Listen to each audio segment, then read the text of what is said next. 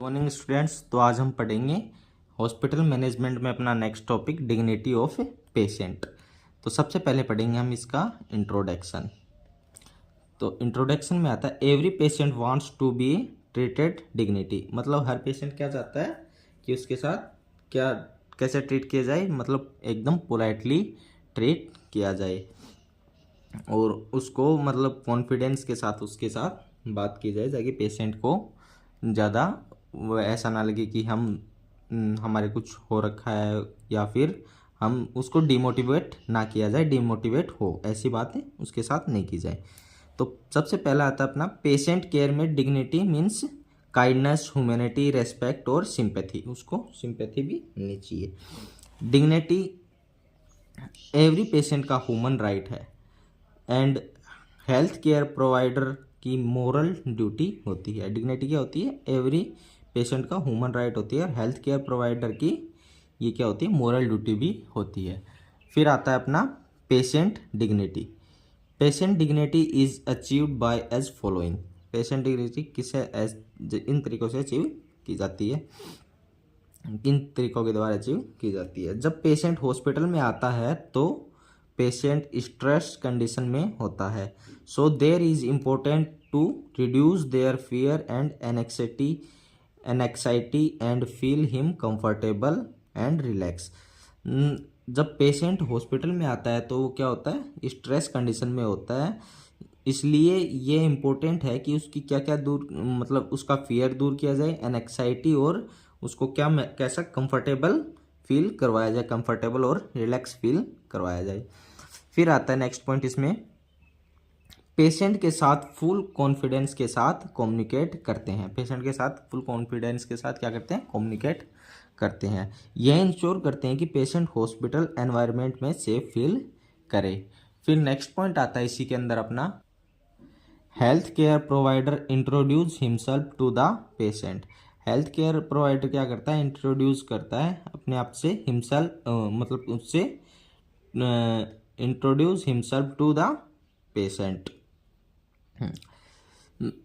Health care provider patient से उसकी care and treatment के बारे में रेगुलरली कम्युनिकेट करें। हेल्थ केयर प्रोवाइडर क्या करें? उसके पेशेंट की जो केयर है और ट्रीटमेंट है उसके बारे में रेगुलरली उससे कम्युनिकेट करें। पेशेंट से उसके ट्रीटमेंट के बारे में डिस्कशन करें। If the matter is sensitive give him privacy. अगर मैटर सेंसिटिव है तो उसको क्या प्रोवाइड करें? प्राइवेसी प्रोवाइड करें। यदि पेशेंट की ड्रेसिंग करते हैं और बेडपान करते टाइम पेशेंट की प्राइवेसी को मेंटेन रखें। यदि पेशेंट की ड्रेसिंग कर रहे हैं या फिर बेडपान करवा रहे हैं तो उसकी प्राइवेसी को क्या करें? मेंटेन रखें। यदि पेशेंट हॉस्पिटल में एडमिट है तो उसे सेम जेंडर वार्ड में रखना चाहिए। पेशेंट यदि फीमेल है या मेल है तो मेल उसमें वार्ड में रखना चाहिए और फीमेल है तो फीमेल वार्ड में रखना चाहिए। यदि पेशेंट आईसीयू में एडमिट है तो उसे special care and treatment with respect and sympathy की आवश्यकता होती है। पेशेंट कंफर्ट के लिए हेल्थ केयर प्रोफेशनल यह इंश्योर करता है कि पेशेंट वार्ड में नॉइस एंड पीपल गैदरिंग को मेंटेन करता है। अगर पेशेंट कंफर्ट के लिए मतलब हेल्थ केयर प्रोफेशनल यह इंश्योर करता है कि पेशेंट वार्ड में नॉइस एंड पीपल गैदरिंग को मेंटेन करता है। कौन करता है? Health care professional. अगर वार्ड में पेशेंट के साथ ज़्यादा बंदे मिलने वाले आ जाएं या फिर वहाँ पे गैदरिंग या फिर ज़्यादा नॉइस होने लग जाए तो उसको कौन मेंटेन करेगा? हेल्थ केयर प्रोफेशनल मेंटेन करता है। फिर नेक्स्ट पॉइंट आता है इसी के अंदर अपना, if the patient is admitted bed sheet and blanket को डेली चेंज करना चाहिए। अगर पेशेंट एडमिट है तो बेड शीट और ब्लैंकेट को डेली चेंज करना चाहिए।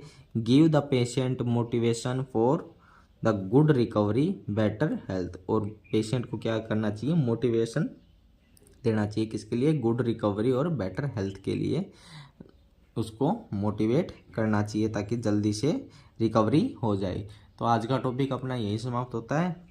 मिलते हैं नेक्स्ट टॉपिक के साथ। अगर वीडियो अच्छी लगी हो तो लाइक कर देना, चैनल को सब्सक्राइब कर देना। आज के लिए इतना ही, थैंक यू।